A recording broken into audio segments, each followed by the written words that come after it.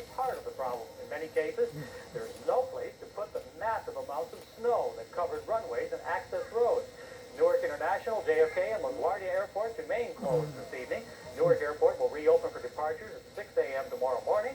Runways are closed with 20-foot drifts at one point today. Philadelphia International was scheduled to open at 6 p.m., but airlines have canceled all flights until sometime tomorrow. Atlantic City International may not reopen until Wednesday. An FAA spokesperson says this is the most extensive regional airport closing since the big storm of 1978. Ken? Dick, weathering the storm has been very difficult for people who have had to do today without power.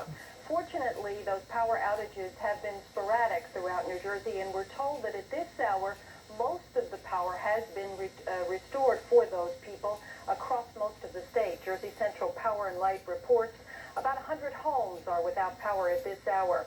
An Atlantic Electric spokesperson says approximately 150 homes are without electricity in Cape May and in Atlantic counties.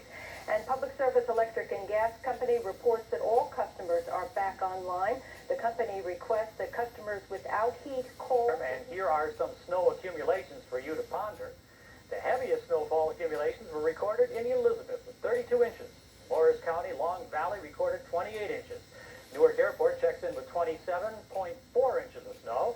In South Jersey, Deptford, Gloucester County got 24 inches. Flemington and Hunterdon County had 19 inches. Thousands of southern New Jerseyans now face the Herculean task of digging out from under anywhere from 9 inches to as much as 2 feet of snow. Well, that job will be made even more monumental as temperatures hover around the freezing mark and wind chills below zero. Ken St. John has surveyed the scene and is with us now from Waterford, Camden County.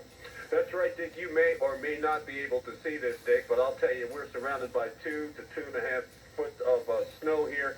Driving conditions in South Jersey, as everybody well knows, are dangerous. The bottom line, despite cabin fever here, if you don't have to go out, stay at home.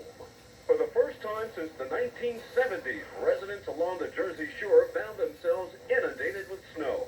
The National Weather Service says Atlantic City received a foot or more of the white stuff, causing people to find innovative ways to get around. I plowed myself out. And I got a four-wheel drive, so I should be all right. But today the roads are shut, and this is the only way I can get around. I'm going to visit my sister, and she's up by the inlet. Some people tried more conventional means of transportation, ignoring the state of emergency declared by Governor Whitman. They had to deal with the consequences. And you could be fined $100 if you were non-essential personnel like fire or police. Couldn't park next to the building, so I figured I'd pull into the pizza place here, but the drifting over here was worse than my office, and I got stuck, so now I'm shoveling myself out. Normally this Jeep goes through anything, but it has met its match in this parking lot. While most state, county, and local agencies were closed, casinos remained open. The house stakes are a little high. I'm waiting for them to lower them down a bit. They only have a couple of dealers, so I guess they're trying to, make as much money as they can while they have us captive here. Been here all day. Came from Philadelphia. And as ambulance and police vehicles, officials did evacuate the Oceanside nursing home last night as a precautionary measure. The ocean was at 20 to 30 feet high, and police were warning people not to drive on the Black Horse Pike, where Back Bay flooding caused problems. You have to head out the expressway. You have to go out the expressway. The road's flooded.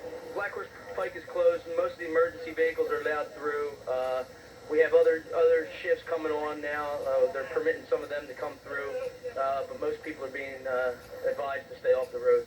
In addition, Atlantic Electric is reporting that some 46 to 4,700 customers were without power as of this morning. The gale force winds, sleet, and snow from the blizzard of '96 is making travel and work difficult for their crews. Children seem to be the only ones who really enjoy seeing the white powdery stuff. Meanwhile, flooding was also a problem in Ocean City, where the Great Egg Harbor dumped 2 feet of water onto the 9th Street Causeway. But the National Weather Service is saying a wind shift from the northeast to the northwest along the Atlantic coast may help ease the flooding at peak high tide levels. Okay, Dick, we should tell you that mail service for the entire South Jersey area was not delivered today. The Postal Service says that, weather permitting, tomorrow they will do that. They are also asking you if, in fact, you do, that you shovel your sidewalks, because the person that's going to have the hardest job tomorrow will undoubtedly be the mailman. In addition, if you do have a municipal court date tomorrow or something like that, you should make a phone call. They are also asking if you have a fire hydrant in front of your house, especially in cities like Camden, to please shovel that out. That makes a lot of sense. If there's going to be a fire going on, they need to get to that. Health officials say make sure that if you are in reasonably good shape before you start shoveling. If you feel chest pains or have shortness of breath, put the shovel down and forget about the snow. That's the bottom line here. Dick, back to you. Ken, I bet you did a lot of shoveling down there. Ken, reporting from Camden County. Ken, how was it in North Jersey? Dick, here in the northern part of the state, Mother Nature was just as brutal. And as Jim Hooker is going to tell us, most of this part of the state accumulated at least a foot of snow. I've never seen this much snow in my life. Okay, so this guy's from South Carolina, but it's safe to say few New Jerseyans have ever seen this much snow either. With a record-breaking snowfall of as much as 28 inches in Newark, the snow is still falling at midday in the city today, and New Jerseyans and anyone else in the state at the time were just beginning the tough work of digging out.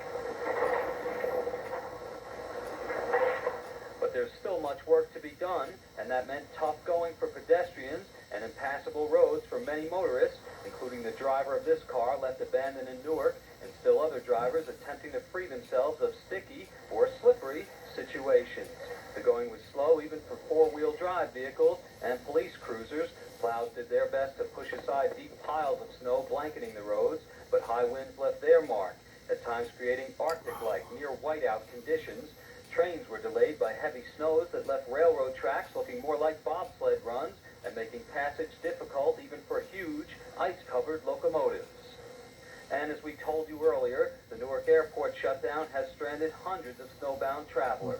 We sat in the plane for 3.5 hours, and they told us to get off the plane. It's not right. Nobody has money to eat. They should give us at least some, coupons or something to get something to eat, I have a flight scheduled for tomorrow morning at 10, so hopefully I'll get out then.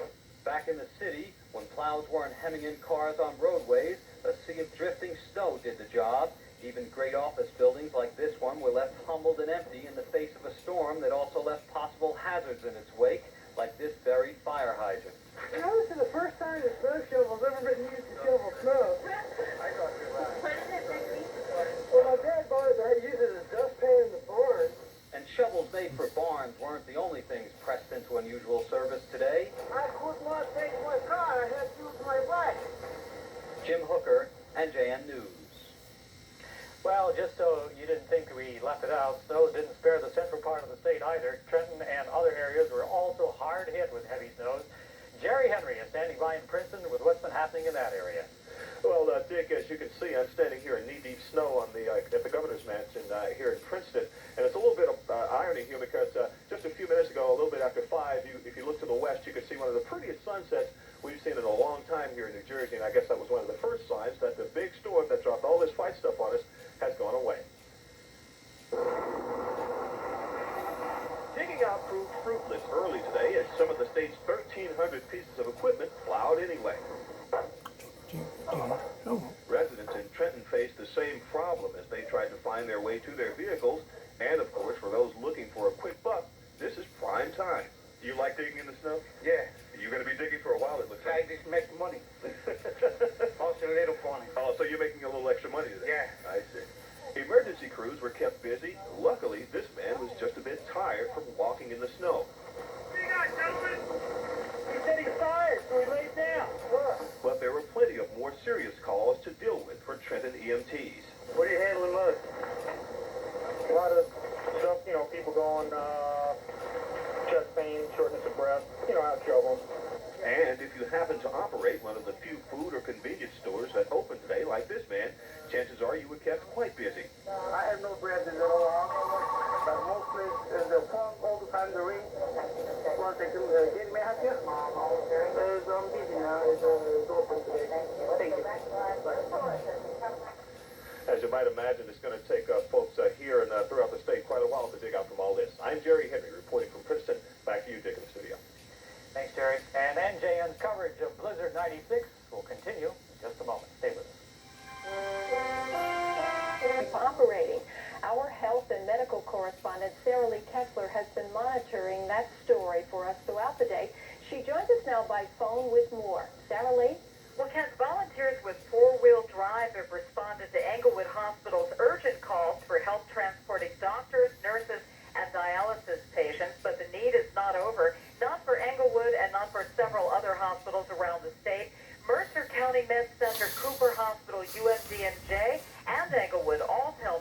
help tonight and in the morning. The most serious injury here in the emergency room is a man whose car was struck by a train in Dumont on the tracks after getting stuck. He's in critical condition here at Englewood Hospital following surgery. How to keep yourself safe. Stay home. Don't go out if you don't have to. And here's how to stay warm. Dress in layers if going outdoors. Limit alcohol consumption. Use caution with heaters and wood stoves. Use good ventilation if running a car heater. As for shopping,